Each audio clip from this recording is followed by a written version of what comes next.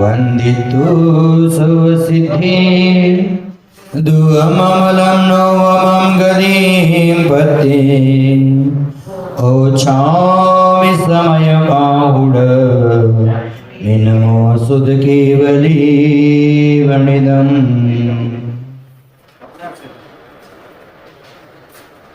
आचार्य भगवान कुंद कुंद स्वामी के द्वारा रचित महान ग्रंथराज समय सार जी का हम मन वचन काय से अध्ययन कर रहे हैं।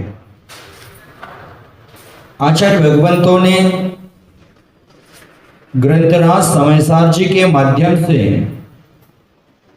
बहुत महत्वपूर्ण बात कही है कि आत्मा का विकास करने के लिए आत्म स्वरूप को पहचानने की आवश्यकता है।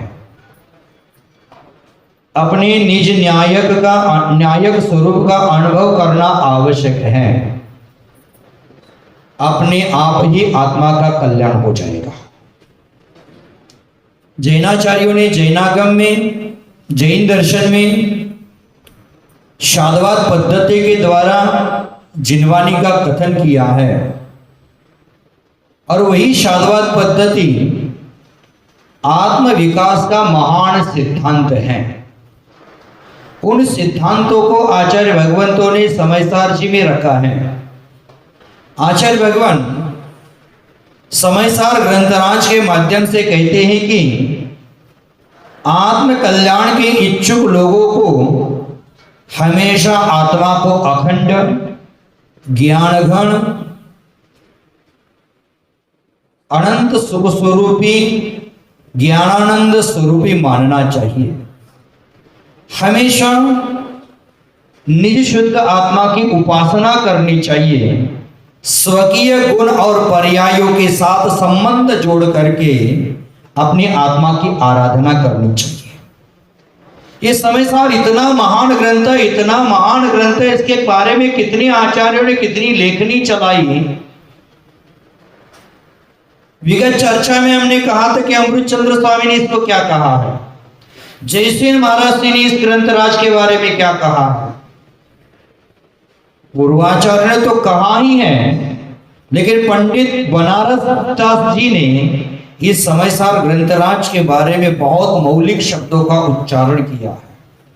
वो कहते हैं समयसार मोक्ष पर चढ़ने के लिए सीढ़ी के समान है, अथवा मोक्ष की ओर चलने के लिए समयसार शुभ शकुन है। यह समयसार कर्मों का वमन कराता है और यह समयसार जिस प्रकार जल में नमक पिघलता है उसी प्रकार समयसार के रस में मिल करके ज्ञानी जन है वह उनका मिथ्यात्व पिघल जाता है। समयसार गुणों की गांठ है। गांठ अर्थात समयसार सम्यक दर्शन, सम्यक ज्ञान, सम्यक चारित्र रूप गुणों का समूह है। मुक्ति का सुगम पथ है समयसार। समयसार में अपार यश का वर्णन किया है और समयसार के यश का वर्णन करने के लिए इंद्र लोग भी आकुलित रह जाते हैं। समयसार पथ वाले माने समयसार के पक्ष वाले, समयसार के पक्ष वाले, समयसार के पंख वाले जीव ज्ञान गगन में उड़ते रहते हैं और समयसार पंख से रहित जीव है वो इस जगजाल में दुखी रहते हैं। इस जगत के कीचड़ में कीड़ा बनकर मर जाते हैं। देखो, कीचड़ में उत्पन्न होने वाला एक कमल होता है और कीचड़ में उत्पन्न होने वाला कीड़ा भी होता है। कमल भले कीचड़ में उत्पन्न होता है लेकिन कीचड़ से भिन्न रहता है, उसको कमल कहते हैं, और कीचड़ में ही पैदा होता है, कीचड़ में ही मरता है, उसको कीड़ा कहते हैं।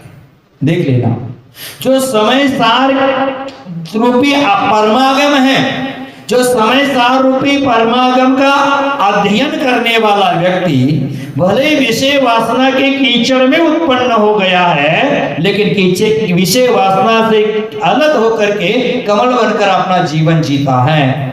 और समय सार के अध्ययन से रहित जीव विषय वासना के कीचड़ में पैदा होते हैं, उसी में रचपच होते हैं और उसी में मर जाते हैं। तो आचार्य भगवंतों ने कहा है कि समय सार शुद्ध सुवर्ण के समान निर्मल है।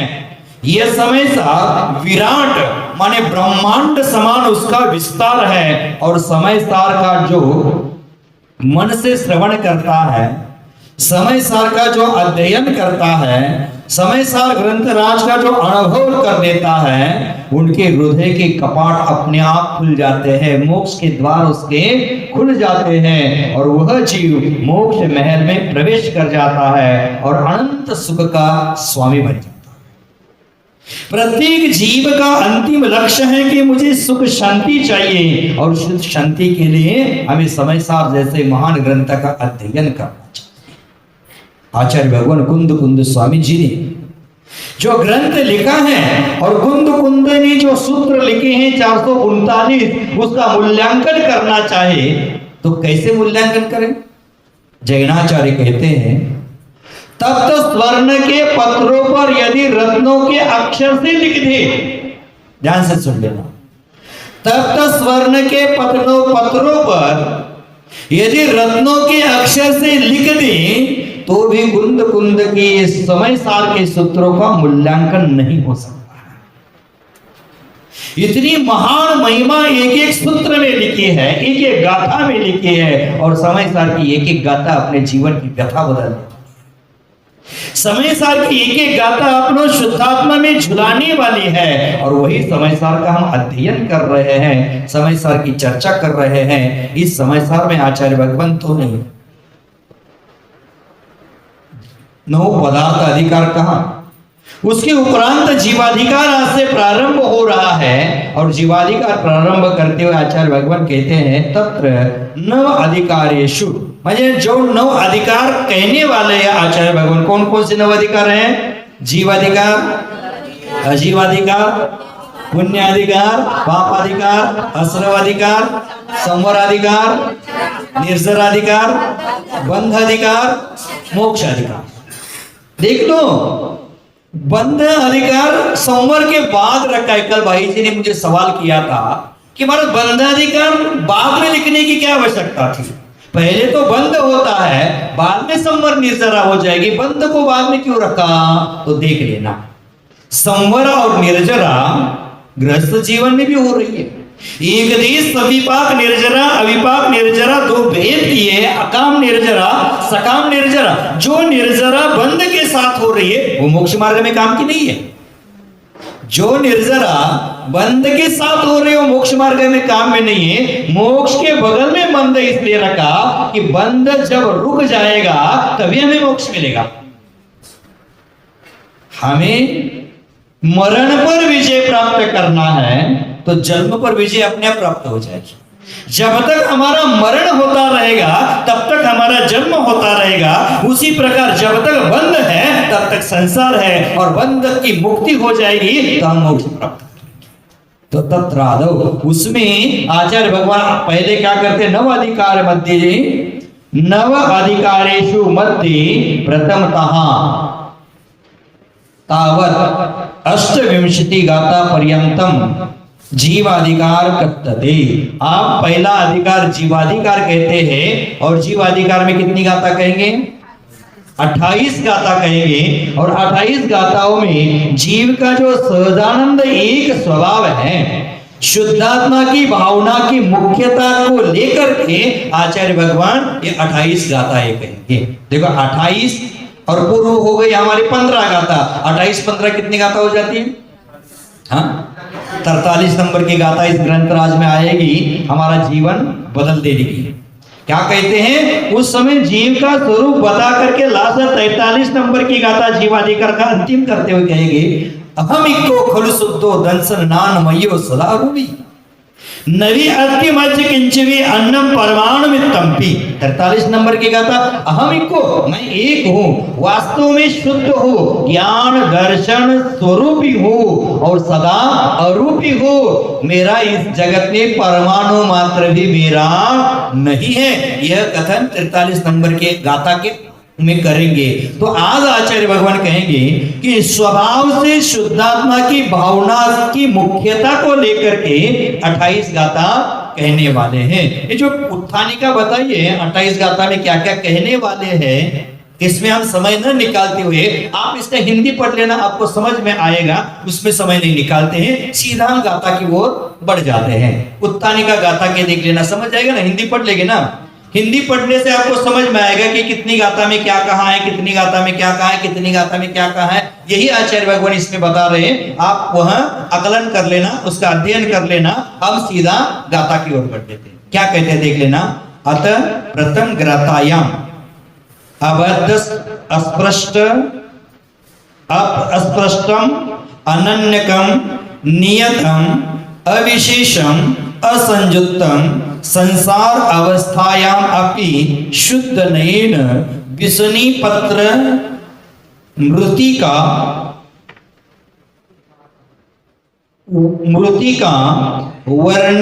वर्णित सुवर्ण औष्ण्य रहित जलवत पंच विशेषण विशिष्टम शुद्धात्मानम कथ्यति। क्या क्या कहा इसमें, क्या कहेंगे। प्रथम गाथा में आत्मा कैसे है, अबद्ध है। अबद्ध इसका मतलब द्रव्य कर्म, भाव कर्म, नो कर्म के बंध से रहित है। और कैसे है, अस्पृष्ट, पर पदार्थों से वो स्पर्श नहीं करता, तो पर पदार्थ उसको स्पर्श नहीं करते। अनन्य है, आत्मा अनन्य है, वही है। आत्मा में ही है, आत्मा को छोड़कर वहां कोई नहीं है। और नियतम माने शाश्वत है, विशेषता से रहित है, असंयुक्त है। 5 विशेषण बताएंगे, आत्मा के 5 विशेषण बताएंगे और उनके द्वारा कथन करेंगे। संसार अवस्थायाम अपि माने संसार अवस्था में भी शुद्ध निश्चय से आत्मा कैसे है, अबद्ध है, पर के स्पर्श से रहित है, अन्यत्व से रहित है, चलाचल से रहित है, विशेषता से रहित है, अन्य के संयोग से रहित है। ऐसा जो अवलोकन करता है, ऐसा जो अनुभव करता है, इस प्रकार से जो प्रतिचित्ति करता है, इस प्रकार की जो भावना करता है, वह शुद्ध द्रव्यात्मिक नहीं है, वह भूतार्थ नहीं है। ऐसा आचार्य महाराज इस गाथा में कहने वाले हैं। तो शुद्धात्मानम कथयति माने शुद्धात्मा ऐसा है, इस प्रकार से आचार्य भगवान कथन कर रहे। कितने विशेषता बताएंगे इसमें, 5। और उस 5 विशेषता को समझाने के लिए 5 उदाहरण भी देंगे। 5 उदाहरण भी देंगे। क्या दे रहे हैं, संसार अवस्थायाम अपि शुद्ध नयन बिसनी पत्र वत माने बिसनी पत्र, बिसनी किसको कहते हैं, कमल का पत्ता होता है ना, उसको कमल को बिसनी कहते हैं। तो बिसनी पत्र के समान कमल का पत्ता है, पानी में डुबाओ और बाहर निकालो, कैसा होता है, सूखा का सूखा। उसको पानी स्पर्श ही नहीं करता है, पानी उस पर ठहर नहीं सकता, उस पत्ते की विशेषता होती है। और एक पत्ता होता है, उस कमल के पत्ते की तरह ही बड़ा होता है, उसको आप क्या बोलते हैं मुझे पता नहीं। यहाँ कहीं कहीं रास्ते में देखते हैं, बिहार में उसकी खेती भी चलती है। पानी फल नहीं, उसमें क्या करते, बेसन का आटा लगाकर उसमें सेक कर भाप देकर खाते हैं। उसको क्या, हाँ क्या समझे मराठी में उसको आलू का पत्ता बोलते हैं, आवे का पत्ता, जान लो नहीं तो गड़बड़ हो जाएगी। आधा किसको कहते हैं, पगली पहले बताया था, आत्मा को आधा कहते हैं, हमने अदरक को आधा लगा दिया। बंगला में आधा माने अदरक होता है और यहाँ संस्कृत में आधा माने आत्मा होता है। क्षमा कर देना, मैंने आपको पगली बोल दिया। पगली बोल दिया, कोई गलत नहीं है। लोग हमें पागल कहते हैं, पापों का गलन करने वाला ही पागल होता है, कोई गलत नहीं। फिर भी बोला मैंने, ऐसे शब्दों का उच्चारण नहीं करना चाहिए था, लेकिन मैंने गलती से मुख से निकल गया। तो क्या कहेंगे, 5 उदाहरण देंगे। बिसनी पत्र माने बिसनी पत्र माने क्या, कमल के पत्ते के समान वो क्या है, अबद्ध है। मृतिका वत माने मिट्टी है, मिट्टी में मिट्टी, मिट्टी का घड़ा बनाओ, मिट्टी है, मिट्टी का लोटा बनाओ, मिट्टी मिट्टी है, मिट्टी का दीपक बनाओ, मिट्टी मिट्टी है, उसमें कोई भेद नहीं। सुवर्ण उष्ण, सोने को कितनी भी उष्णता दे दे तो वो उष्णता से रहित है, आदि चर्चा आगे कर इसमें देख। तो 5 प्रकार के उदाहरण देते हुए गाथा कहते हैं, देख लेना, उच्चारण करते गाथा का। जो पස්සदी पස්සदी पස්සदी, अप्पानम अप्पानम अप्पानम, अबद्धपुट्टम अबद्धपुट्टम, टक नहीं, ठ का उच्चारण, ट नहीं, ठ का उच्चारण, अबद्धपुट्टम, एक बार ट और एक बार ठ, अबद्धपुट्टम अबद्धपुट्टम, अनन्नयम अनन्नयम, नियदम नियदम नियदम। जो पස්සदी अप्पानम अबद्धपुट्टम अनन्नयम नियदम।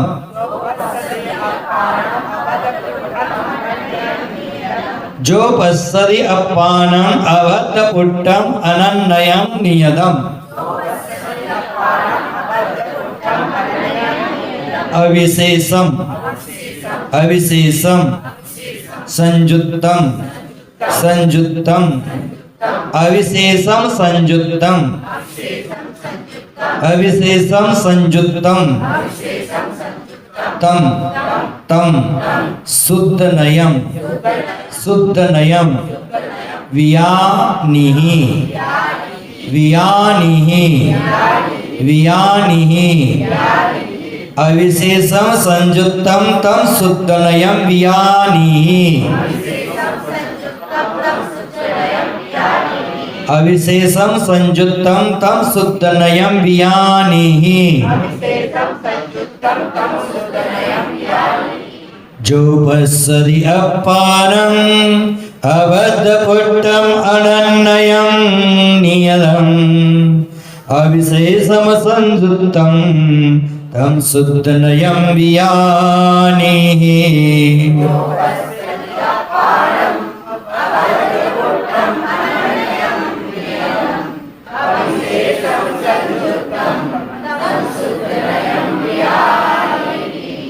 जो पස්සदी अप्पानम अबद्धपुट्टम अनन्नयम नियदम, अविशेषम संयुक्तम तम शुद्धनयम वियानिहि।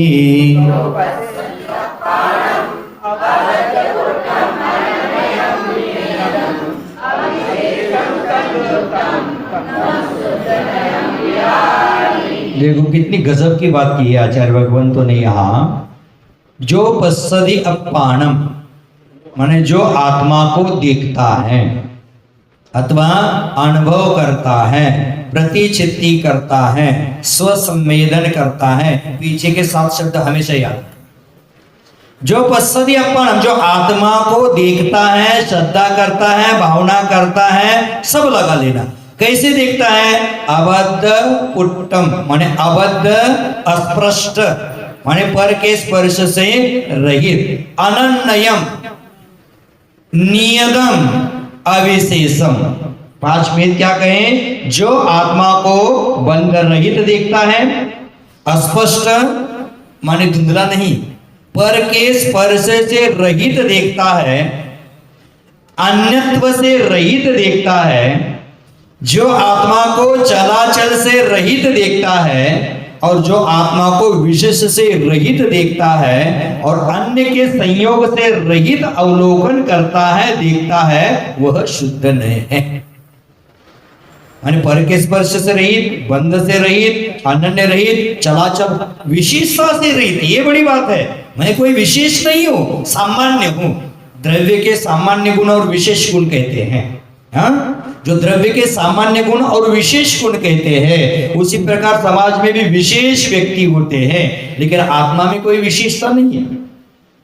जो मेरी आत्मा के गुण हैं वही आपकी आत्मा के गुण हैं, जो आपके आत्मा के गुण हैं वही भगवान के आत्मा के गुण हैं, वही निगुण आदि में जीव है उनके भी वही गुण है। माने विशेषता कौन भी नहीं है। व्यवहार है वो विशेषता का कथन करता है, लेकिन निश्चय है वो सामान्य का कथन करता है। तो हमारे लिए क्या करते हैं यहाँ, मैं कैसा हूं, विशेषता से रहित हूं। देखो आप लोग स्वयं को विशेष मान लेते हैं ना, तभी दुख होता है कि समाज का मैं मंत्री हूं, समाज का प्रेसिडेंट हूं, समाज में मैं सबसे बड़ा धनिक हूं। माने सबसे अलग मेरी पहचान बनाने का प्रयास हो जाए और समाज उस प्रकार की सम्मान न दे तो क्या होता है, अंदर से दुख होना प्रारंभ होता है। तो विशेष क्यों माने, विशेष अपने क्यों माने। सभी जीव तो सामान्य है। मुनि लिंग धारण कर लिया और स्वयं को मुनि मानकर आत्म स्वरूप में लीन नहीं हो रहा है तो उसका मुनि मानना देखा है नहीं। देखो एक सामान्य श्रावक है, आपके गांव का एक श्रावक है, सामान्य श्रावक है, मान लो सुभाष जी है, और सुभाष जी के मन में भावना आ गई दीक्षा लेना है, और दीक्षा ले ली। और दीक्षा लेनी, कल तक तो सबकी बात सुनते थे और आज हाथ में पीछे आने के बाद इंस्पेक्टर बन गए, बड़े ऑफिसर बन गए, आप दूसरे को हाँ हूं करने लगे, आदेश देना शुरू। एक रात्रि में ऐसा क्या चमत्कार हो गया बेटा। तो कल तो बात सबके मान रहा था और आज क्या है, दूसरे को ऑर्डर देना शुरू कर दिया। कल तक गाली के साथ पत्नी के हाथ की रोटी खा रहा था और यहाँ श्रावकगण भक्ति के साथ खिला रहे, फिर भी हाँ बड़ा छोटा, ये साधु का स्वरूप नहीं भाई। इतनी भक्ति के साथ, जितनी भक्ति के साथ बच्चों को भी माता बहनें आहार नहीं कराती, उससे भी अत्यंत भक्ति के साथ, विनय के साथ साधु को आहार कराते। और उसमें अगर साधु हाँ हूं कर देगा तो आग बड़ा कर देगा तो देखो, साधु के आहार वृत्ति को क्या कहा है, भ्रामरी वृत्ति कहा है। भ्रमर होता है, फूल पर बैठता है, उसमें से रस चूसता है, लेकिन फूलों को कभी पीड़ा नहीं देता। उसी प्रकार श्रावक के घर साधु आहार को जाते हैं, लेकिन श्रावकों को किसी प्रकार की पीड़ा नहीं देते। पीड़ा देने वाला साधु नहीं होता।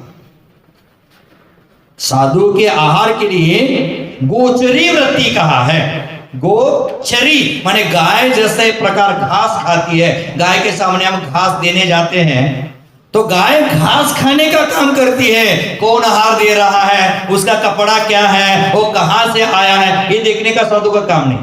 मैंने किसी के व्यक्ति को बोला कि चौके में आहार नहीं देते, संकेत की भाषा समझाना चाहिए, आते नहीं बोलेंगे तो गड़बड़। चौके में महाराज आते तो रोज हैं, 15 दिन रोज आते थे, लेकिन आप देखते ही नहीं मुझे, इसलिए मैंने आना छोड़ दिया। मैंने साधु देखेंगे इसलिए धर्म कर रहे हो क्या। अभी अभी चर्चा चल रहा कि महाराज इस रास्ते से चलो, उस रास्ते से चलो, वहां दर्शन करना है हमें। अब दर्शन करना है इसलिए इस रास्ते से चलो। आपको गुरु का दर्शन करना है तो सरस्वती भवन में भी आकर कर सकते हो। वहां इस रास्ते से आधा किलोमीटर घुमा करके ले आएंगे तो गुरु का दर्शन करने के लिए ले गए कि आपका घर का दर्शन कराने के लिए गुरु को ले गए। गुरु को आपका घर का दर्शन कराने के लिए ले गए, माने गुरु देखते ही नहीं, इसलिए आप क्या करते, आना छोड़ देते। गुरु आहार का शोधन करेंगे कि आपको देखेंगे। गुरु आहार का शोधन करते करते निज आत्मा का स्वरूप अनुभव करने का प्रयास करते हैं। आहार में भी उनका 7वां गुणस्थान हो सकता है। कितनी सूक्ष्मता है गुणस्थान की। अब आहार शोधन कर रहे हैं तो मन में विचार कर रहे, अरे खाना मेरा स्वरूप नहीं, मैं कैसा हूँ, रस अगंध आरोपी हूँ, अशब्द स्वरूपी हूँ, अलिंग ग्रहण हूँ, अनिदित्य संस्थान मेरा स्वभाव है और खाना मेरा स्वरूप नहीं। ये जब सोचेंगे तो शुद्धात्मा अनुभव में जा सकते हैं, इसलिए वहां भी उनका 7वां गुणस्थान हो सकता है। तो साधु आपको देखेंगे कि आहार देखेंगे, तो साधु आपको देखने वाला साधु अच्छा कि आपको बिना देखे अपनी क्रिया करने वाला साधु अच्छा, आप निर्णय कर लेना। तो यहाँ कहते आचार्य महाराज ने कहा कि मैं विशेषता से रहित हूं। पहले ये स्वयं को मान लेना कि मैं विशेषता से रहित हूं, तभी जाकर हम शुद्धात्मा का अनुभव करने के लिए मैं विशेषता, मैं 13 पंथ का सबसे बड़ा साधु हूं, मैं 20 पंथ का सबसे बड़ा साधु हूं, मेरे पंथ में ऐसा ही होगा वैसा ही होगा, मेरा आदेश सबको फॉलो करना पड़ेगा। ये तुझमें जब विशेषता आ जाएगी ना तो शुद्धात्मा के अनुभव से तू पतित हो जाएगा। इसलिए विशेषता से रहित साधक को होना चाहिए। तो ये आचार्य भगवंतों ने गाथा में कहा, गाथा का अर्थ समझ गए होगे, समझ गए कि नहीं समझे? फिर एक बार, जो पश्यति अपानम, जो आत्मा को देखता है, कैसे देखता है? अबद्ध, अस्पष्ट, अनन्य, नियतम, अविशेषम, असंयुक्तम, ये 5 विशेषणों के द्वारा आत्मा को देखता है। वह शुद्ध नयम वियानी, वह शुद्ध नय है ऐसा जानो। अब शुद्ध नय जानना चाहिए। क्या संदेह? 6 हो गए तो ठीक है, 6 हो गए तो मुझे तो 5 लग रहा था। देखो, एक बद्ध रहित, स्पर्श रहित, अनन्य, चलाचल रहित, विशेष रहित और अन्य के संयोग से रहित, 6 हो गए। ठीक है, माने ये 6 है, वो 6 के द्वारा आत्मा को जानना है। यह आचार्य महाराज इसमें कह रहे। देखते हैं, गाथा का अर्थ समझ गए, अब टीका देख लेते हैं। मैंने जानना है, शुद्ध नयम वियानी, शुद्ध नय है ऐसा जानो। वियानी माने जानो। टीका देखो, जो पश्यति, यह कर्ता पश्यति जानाति, जो जानता है देखता है। कौन जानता है देखता है? जो जानता है देखता है। जो माने कौन? यहाँ लेंगे हम? नहीं, आत्मा को जानता है। कौन जानता है? कर्ता कौन? करता जीव। कौन जीव? देखो, संधि यहाँ उत्पन्न होने लायक चीज है। जो जानाति, जो कर्ता पश्यति जानाति, जो कर्ता जानता है देखता है। कौन? 7वें गुणस्थानवर्ती मुनिराज। ये मुझे जवाब अपेक्षित था। वह क्या है? जानती पश्यति। कह किसको जानता है? कम किसको जानता है? अपानम, शुद्ध आत्मान, शुद्ध आत्मा को जानता है। कथम भूतम, किस प्रकार से शुद्ध आत्मा को जानता है? अबद्ध पट्टम, अबद्ध पुट्टम, द्रव्य कर्म, नो कर्म कर्माभ्याम, अस्पष्टम, माने द्रव्य कर्म और नो कर्म से अस्पष्ट जानता है, उससे बंध नहीं। द्रव्य कर्म और नो कर्म, द्रव्य कर्म ज्ञानावरणादि द्रव्य कर्म, नो कर्म शरीर, भाव कर्म में राग द्वेष आएगा बहन। शरीर आदि कर्म बंध के जितनी भी निमित्त हैं वो सब हमें नौ कर्म में। शरीर आदि में बहुत कुछ है। आदि में जिन जिन कारणों से हमें कर्म का बंध होता है वह सब नौ कर्म में गिने जाएंगे। तो क्या है? द्रव्य कर्म, नौ कर्माभ्याम अस्पष्टम, माने द्रव्य कर्म और नौ कर्म से कैसे जानता है? अस्पष्ट जानता है। कैसे? जले विसनी पत्रवत, माने विसनी पत्रवत माने जल में, जले माने जल में कमल के पत्ते के समान। कमल पुष्प नहीं कहा, कमल के पत्ते के समान। विसनी का अर्थ क्या हो गया? कमल। कमल के क्या क्या अर्थ है? कमल को कमल भी कहते हैं, कमल को विष्णु भी कहते हैं, कमल को जलज भी कहते हैं, जब कमल को पंकज भी कहते हैं, अंबुज भी कहते हैं, सरोज भी कहते हैं। माने बहुत सारे नाम कमल के आते हैं, वो हमें जानकारी रखना चाहिए। तो विसनी पत्रवत, ये लगता है आप पहली बार सुने होंगे, बाकी तो सुने होंगे लेकिन ये पहली बार सुने होंगे। विसनी पत्रवत माने जल में कमल के पत्ते के समान द्रव्य कर्म और नौ कर्म से रहित जानता है। माने अस्पष्ट हो गया, माने पर के स्पर्श से रहित हो गया। और अनन्यम, अनन्यकम नर नारकादि पर्यायेषु द्रव्य रूपेण। मैं क्या हूं? नर नारकादि मेरी पर्याय हैं, स्त्री पुरुष मेरी पर्याय हैं, लेकिन उसमें मैं कैसा हूं? अनन्य हूं। अनन्य, वही का वही, अनन्य माने वही का वही हूँ। आत्मा में नरक गति में गया, आत्मा में कोई चेंज हो गया क्या? मनुष्य गति में आ गया, कोई चेंज हो गया क्या? देव गति में गया, कोई चेंज हो गया क्या? नहीं, सभी गतियों में, सभी पर्यायों में, सभी अवस्थाओं में मैं वही का वही हूँ, मेरे में कोई भेद नहीं है। द्रव्य रूपे न, द्रव्य रूप से मैं वही का वही हूँ। कैसे? ताम तम एव सास कोश कुशल घटादि पर्यायेषु मृतिका द्रव्यवत। उदाहरण क्या दिया? मैं अनन्य हूं माने कैसे हूं? थास कोश कुशल, ये तीनों अवस्थाओं में मट्टी मट्टी ही रहती है। अब थास कोश कुशल किसको कहते हैं? कुम्हार को आपने देखा होगा। कुम्हार क्या करता है? चक्का होता है उसके पास एक, और चक्का पर बीच में क्या करता है? गीली मिट्टी रखता है, उसको थास कहते हैं। उसको क्या कहते हैं? थास। कोश तो चक्का घुमाता है, और थोड़ा हाथ घुमाने को कोश नहीं करेंगे, घुमाता है चक्का, और उसको क्या करते हैं? थोड़ा ऐसे दबा दबा कर ऊपर लाता है, ऊपर ऐसे टावर जैसा बनाता है, उसको कहते हैं कोश। और उसमें पुनः अंदर हाथ डालकर उसको फुला देता है। मटका बनाना है तो फुला देता है, उसको तास कोश कुशल कहता है। समझ गए? कुशल। थास किसको कहा? मिट्टी का जो गीला मिट्टी रखा है उसको कहा थास। उसको पूरा टावर जैसा ऊपर बनाया, बन गया कोश, और उसका पात्रादि बनाने के लिए दबा दिया, हो गया कुशल। मैंने थास कोश कुशल, तीनों अवस्थाओं में मट्टी मट्टी ही है। कि मट्टी में कोई परिवर्तन हो गया? मट्टी मट्टी है। उसी प्रकार आत्मा अनेक गति में, अनेक पर्यायों में, अनेक अवस्थाओं में आत्मा आत्मा ही है। आत्मा में कोई भेद नहीं हुआ। यहां से नरक गए तो आत्मा भिन्न है, माने वहां 1000 गुण वाला आत्मा है, मनुष्य पर्याय में 1,00,000 गुण वाला है, त्रियंच पर्याय में 80 गुण वाला है, और स्वर्ग पर्याय में 10 लाख गुण वाला है। ऐसा होता है क्या? नहीं। जो अनंत गुण स्वरूपी मनुष्य पर्याय में कहा है, वही नरक पर्याय में उसके वही गुण है, स्वर्ग में भी वही गुण है, और त्रियंच पर्याय में भी वही गुण है। इसलिए पीछे कहकर आए हैं, सर्व गतिषु सर्व अवस्थासु सर्व पर्यायेषु सर्वतो सुंदरो लोके।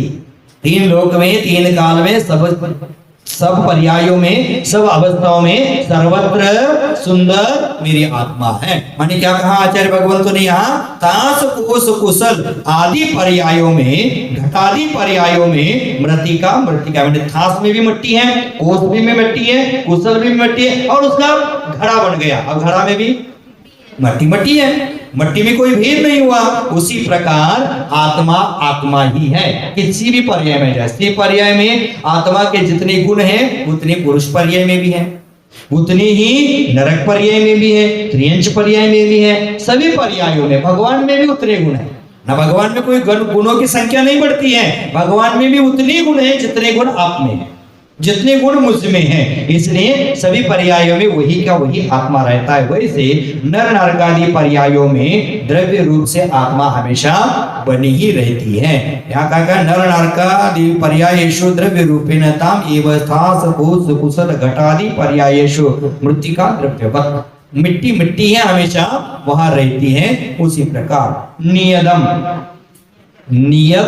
नियतम अवस्थितम निस्तरंग उत्तरंग अवस्थासु समुद्रवत। अब नियत कैसा है, शाश्वत कैसा है? उस्तरंग निस्तरंग उस्तरंग माने ज्वार भाट। समंदर में ज्वार आ रहा है, भाट आ रहा है, क्या बोलते हैं आप? ज्वार भाटा बोलते हैं ना। मराठी में भरती ओटी बोलते हैं। भरती ओटी, भरती माने पानी का बढ़ना, ओटी माने कम हो जाना। आप क्या ज्वार माने बढ़ना? तो हाँ, ज्वार भाटा उसको नहीं कहते हैं। अमावस पूर्णिमा को लेकर समंदर में पानी बढ़ता है घटता है, उसको ज्वार भाटा कहते हैं। आज अष्टमी चौदस का उपवास क्यों करना है? इसके लिए वैज्ञानिक कारण भी यह है, जिस प्रकार समंदर में ज्वार भाटा होता है, पानी की संख्या घटती बढ़ती है, उसी प्रकार हमारे शरीर में भी पानी की संख्या घटती बढ़ती है। इसलिए उस दिन उपवास ज्वार भाटा है, उसमें घटना बढ़ना होता है। अथवा निस्तरंग उस्तरंग ये भी लगा सकते हैं कि उसमें से लहरें उत्पन्न होती हैं और लहरें मिटती हैं। समंदर में लहरें उठती हैं, लहरें मिटती हैं, फिर भी उसमें क्या है, वह हमेशा पानी पानी ही रहता है। पानी में कुछ बदल हो गया क्या? लहर उत्पन्न हो गई तो दूध बन गया, और लहरें मिट गई तो उसका घी बन गया। होता है क्या? पानी पानी ही रहता है। लहरें उत्पन्न हो गई तो भी पानी है, लहरें मिट गई तो भी पानी है, ज्वार भाटा हो गया तो भी पानी पानी ही रहता है। उसी प्रकार आत्मा आत्मा ही रहता है। उत्पन्न हो जाए अथवा इस शरीर का मरण हो जाए, लेकिन आत्मा हमेशा आत्मा ही रहता है। आत्मा में कोई भेद नहीं आता। और क्या कहते हैं? अविशेषम। इस पर ज्यादा ध्यान देना जरूरी है।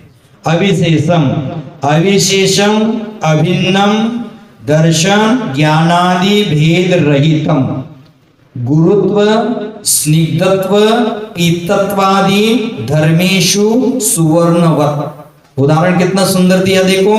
अविशेषम माने कैसा हूं मैं? अभिन्न हूं। मैं कैसा हूं? अभिन्न हूं। माने कैसा हूं? अभिन्न माने कैसा हो?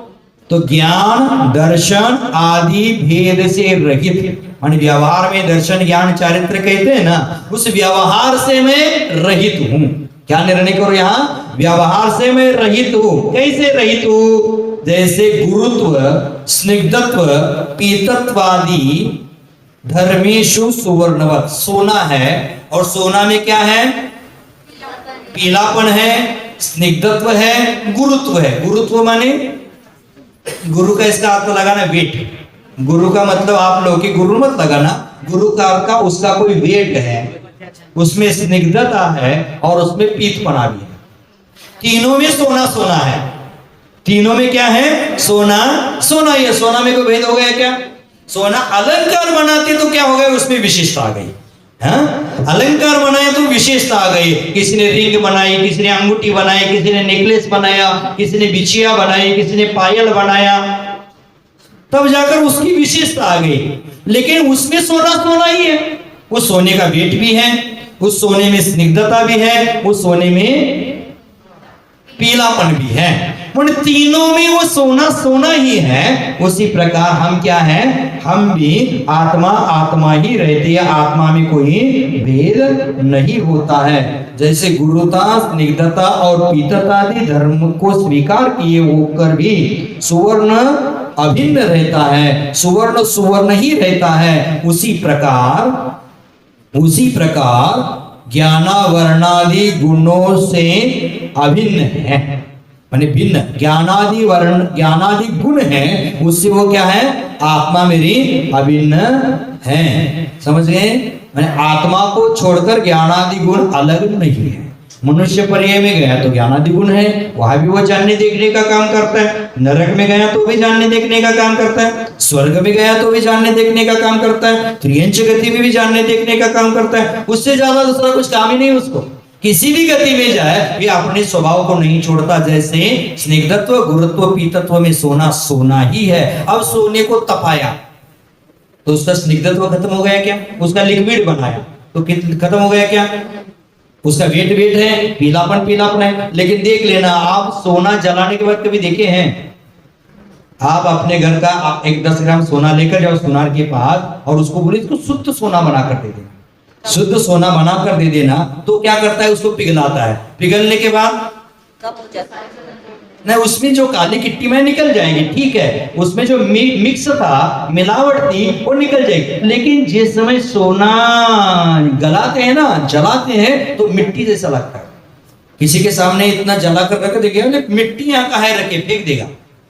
मिट्टी यहाँ क्यों रखी है ऐसा सोचकर उसको क्या करेगा?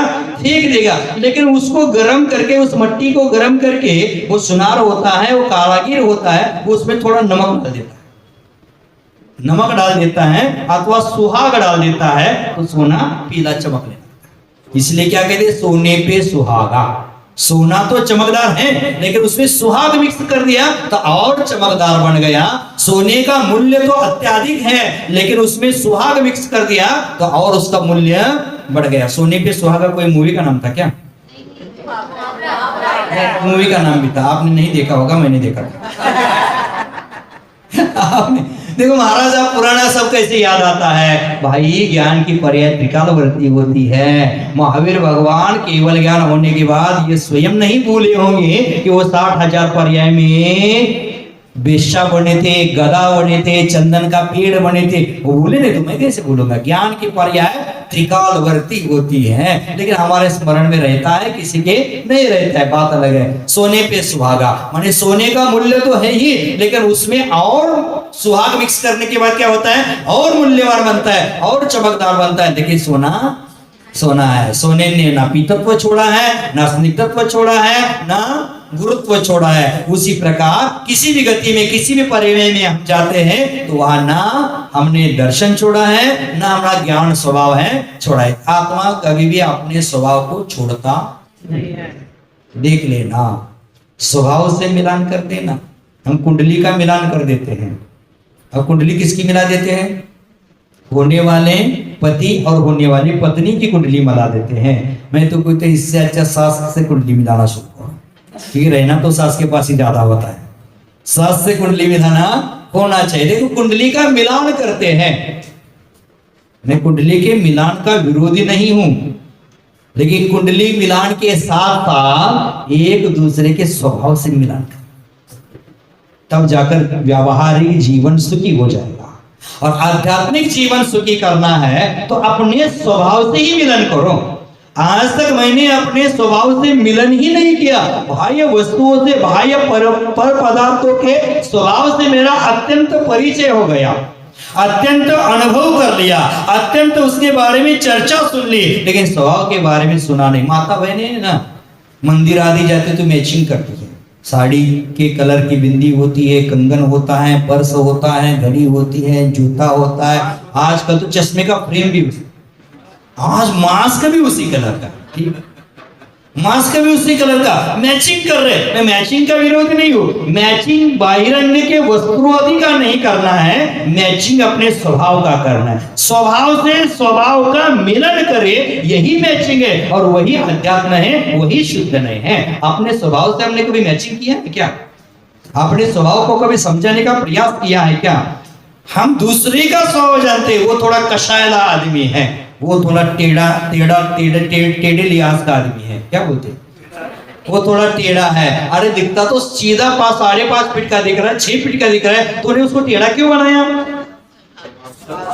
जलेबी कितनी भी टेढ़ी हो, लेकिन खाते तो मीठी लगती है। उसी प्रकार उसका टेढ़ा कितना भी स्वभाव हो, लेकिन उसके स्वभाव के साथ अपने स्वभाव का अनुभव करोगे तो जीवन में मिठास अपने आप आ जाएगी। जलेबी का टेढ़ापन देखकर हम जलेबी नहीं खाएंगे तो जलेबी का टेढ़ापन देखकर जलेबी खाना छोड़ देंगे तो वो ठीक नहीं है। कोई व्यक्ति टेढ़ा है, उसके पास जाना मत छोड़ देना, अपने मीठे व्यवहार के साथ उसको सीधा बनाने का प्रयास करना। उसको सीधा बनना है तो स्वयं सीधे होना चाहिए। तो क्या कहा था आचार्य भगवंतों ने, आप समझ गए होंगे। गुरुत्व, स्निग्धत्व, पीतत्व आदि धर्मेशु सुवर्ण, सुवर्ण में पीतत्व आदि गुण होते हैं, उसी प्रकार आत्मा में भी ज्ञान दर्शनादि गुणों से वह असंयुक्तम असंबंधम रागादि विकल्प रूप भाव कर्म रहितम।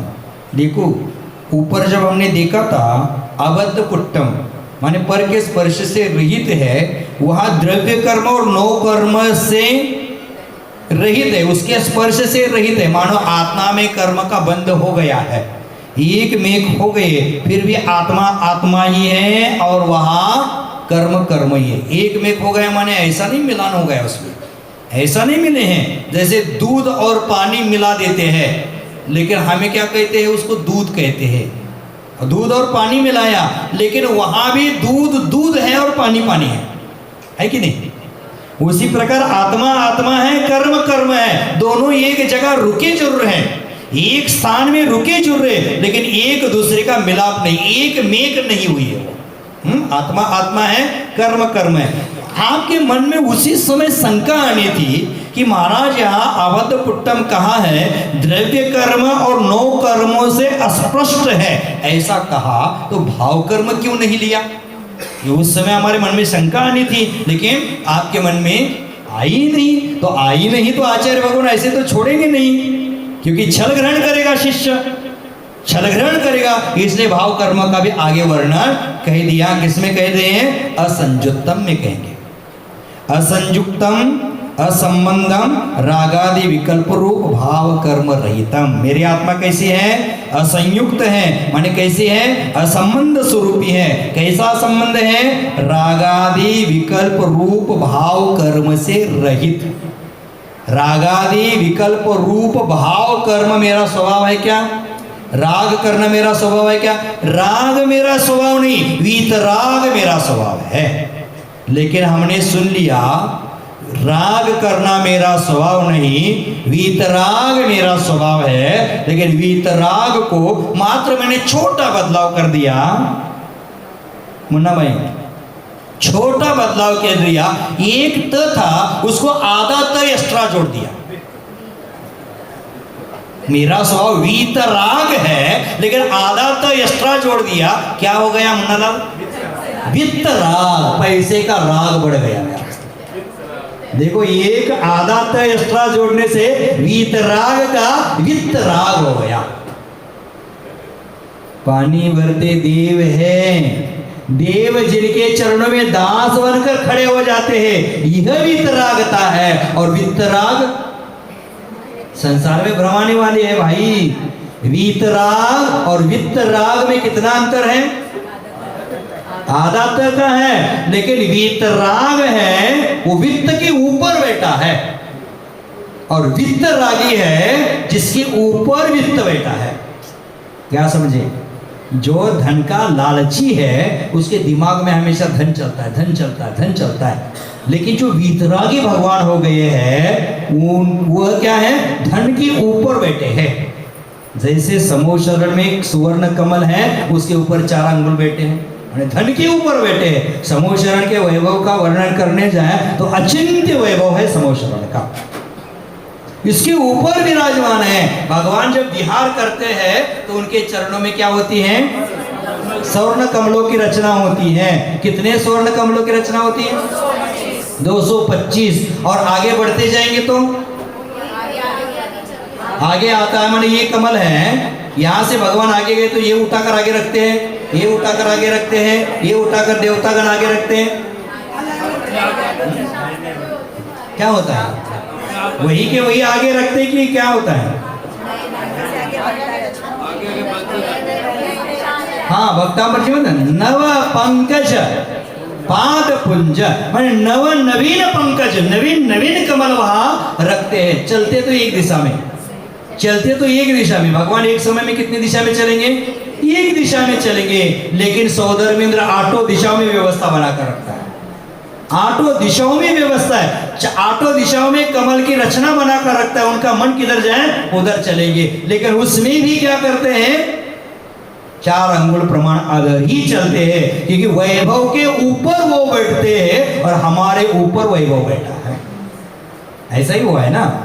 वीतरागी वैभव के ऊपर बैठे फिर भी उसको छू नहीं रहे हैं, और हमारे ऊपर वैभव बैठा है, हम उसको छूते भी नहीं है, लेकिन हमारे ऊपर वैभव बैठा है। देख लेना, ध्यान से सुन लेना। दिमाग में मनी, कुंडली में शनि, जीवन में दुश्मनी ज्यादा दुखदाई होती है, हमेशा दुख देती है वो। इसलिए मनी मनी मनी मत करो, पैसा पैसा मत करो। ये दुनिया चाहे मनी मनी, ये दुनिया मात्र मनी मनी कर रही है, पैसा पैसा कर रही है। ये पैसा पैसा करना कोई अच्छी बात नहीं है। हमारे आत्मा से संबंध जोड़ो, आत्मा से नाता जोड़ो। लेकिन जोड़ा है क्या? कभी आत्मा से नाता जोड़ा है क्या? हम क्या बोलते हैं, एक भजन है ना, एक मूवी का गाना है, तेरा मुझसे है पहले से नाता कोई, यूं ही नहीं दिल लुभाता कोई। मेरा तुझसे है पहले से नाता कोई, माने किसके साथ नाता है मेरा? आत्मा के साथ। हम बहिरंगे ये नाते छोड़ दो। मेरा तुझसे है पहले से नाता कोई, पहले से मेरा संबंध है। ये समय सार पढ़ने के बाद लग रहा है, अरे रे ये तो जाना पहचाना है। 10 साल 20 साल में मुंबई में जेके भाई जी गए और वहां कोई वन का वहां मिल गया तो क्या लगेगा? अरे ये तो जाना पहचाना है। उसी प्रकार समय सार कैसा है? जाना पहचाना है। शुद्ध आत्मा का स्वरूप समझ रहे हैं तो जाना पहचाना। तब हमारे मन में आ रहा है, तेरा मुझसे है पहले से नाता कोई, यूं ही नहीं दिल लुभाता कोई। कोई, देखो आज कोलकाता में इस समय में वर्तमान में कई लोग बिस्तर में अभी भी पड़े हुए हैं, लेकिन आपको ये समय सार आकर्षित करके यहाँ ला रहा है। इसका मतलब क्या है? यू ही नहीं दिल लुभाता कोई, ये समय सार आपको दिल को लुभा रहा है, मन को आकर्षित कर रहा है, क्योंकि उसमें वस्तु स्वरूप का बखान किया है, व्याख्यान किया है, इसलिए आप आकर्षित होकर यहाँ आ रहे हैं। मुझे किसी ने कहा कि महाराज हाथी बागान जाना है। मुझे तो लगा पहले हाथी बागान जाना है, वहां हाथी का संग्रह होगा, चलो हाथी तो देखने मिलेगा, हाथी तो देखने मिलेंगे, चलो हाथी बागान जाना है। तो कल मुझे किसी ने कहा हाथी बागान जाना है महाराज, तो कल का क्लास छोड़ देते हैं। मैंने बोला हाथी बागान जाना छोड़ देते, लेकिन क्लास नहीं छोड़ेगी। मैंने जो आमंत्रित करने श्रावक गण आए थे उनको बोल दिया मैं आऊंगा जरूर, लेकिन क्लास के समय मुझे पीछे आप पहुंचा देंगे तो आऊंगा, नहीं बोलेंगे 7 बजे पहुंचा देंगे, 10 बजे बोल देंगे तो आऊंगा ही नहीं। और उनको पहले मैंने डरा दिया, अगर क्लास मिस हो गया तो इसके बाद किसी भी समाज में कोई फंक्शन के लिए आमंत्रित करने आएगा तो मैं जाऊंगा जरूर नहीं, मैं जाऊंगा ही नहीं, तो आगे का सब रोटी आपके कारण छूट जाएगी, आप समय पर छोड़ देना। तो ये दिल ऐसे ही लुभा नहीं रहा है, ऐसे ही आकर्षित नहीं कर रहे, ये पहले से आत्मा का अनादिकाल से संबंध है, लेकिन मोहवशात, मिथ्यात्वशात, अज्ञानवशात, राग द्वेषादि विकल्प वशात मैं मेरा ही रिश्ता भूल गया और बाकी पर पदार्थों से रिश्ता जोड़ना शुरू कर दिया। हाँ, लेकिन समय साथ सुनने के बाद क्या लग रहा है? सही में मेरा रिश्ता मुझसे ही है, और ऐसे ही ये समय साथ दिल लुभा नहीं रहा है कि उसमें निःशुद्धात्म तत्व की कथन किया है। तो क्या कहा? मेरा स्वभाव असंयुक्त कैसे है, असंबंध कैसे है, रागादि विकल्प रूप भाव कर्म रहित निश्चय नयन औष्ण रहित जलवत इति। क्या कहा? उष्णता से रहित जल समान मेरा स्वभाव कैसे है? शीतल है। पानी को गर्म करो पुनः हो जाएगा ठंडा, उसी प्रकार कर्म का उदय आएगा, उसमें हल्का सा रागद्वेष होगा, लेकिन पुनः मुझे मेरे स्वरूप की ओर बढ़ना पड़ेगा। देखो पीछे कहा था ना जो संश्लेष संबंध वगैरह आए थे ना, ये कैसे संबंध है? संश्लेष संबंध। संबंध कैसे होते हैं? संश्लेष संबंध, संयोग संबंध, तादात्म्य संबंध, है ना। समझे? 3 प्रकार के संबंध होते हैं। आत्मा का 3 प्रकार के संबंध हैं।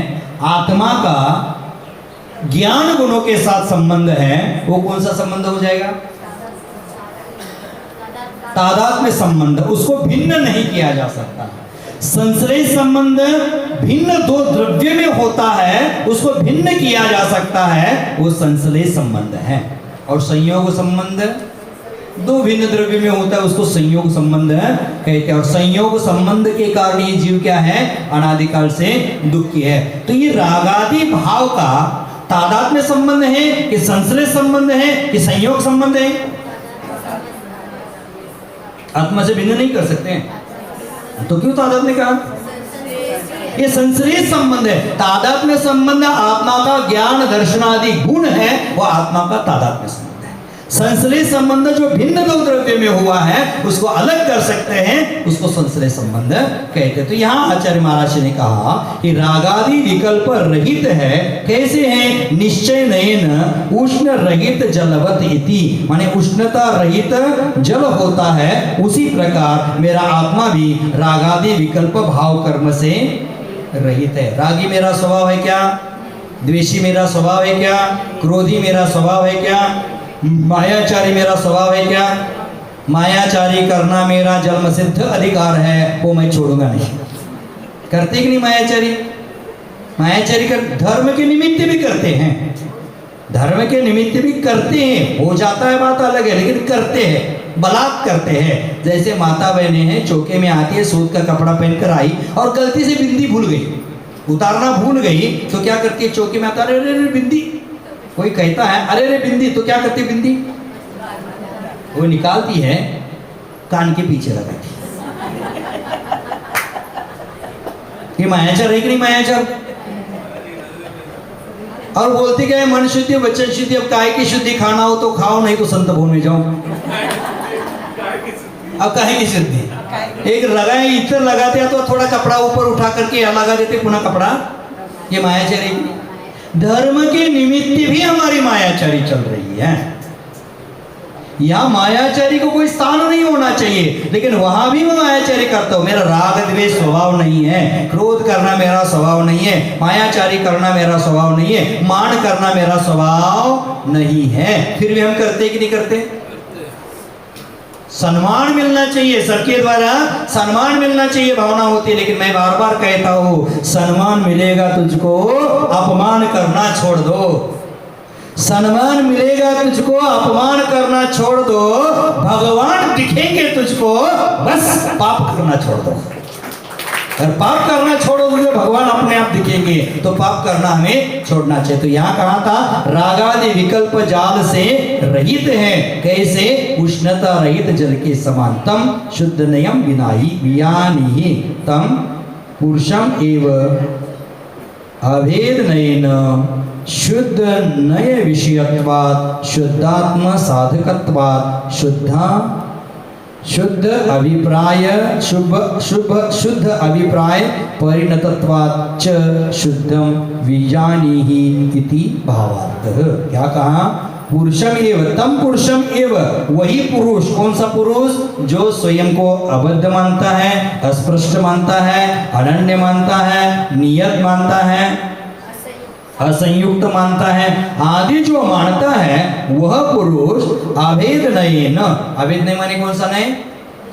निश्चय, शुद्ध निश्चय नहीं, भूतार्थ नहीं, शुद्ध निश्चय विषयत्वात्, शुद्ध आत्मा साधकत्वात्, शुद्ध अभिप्राय परिणतत्वात् शुद्धम विजानाहि।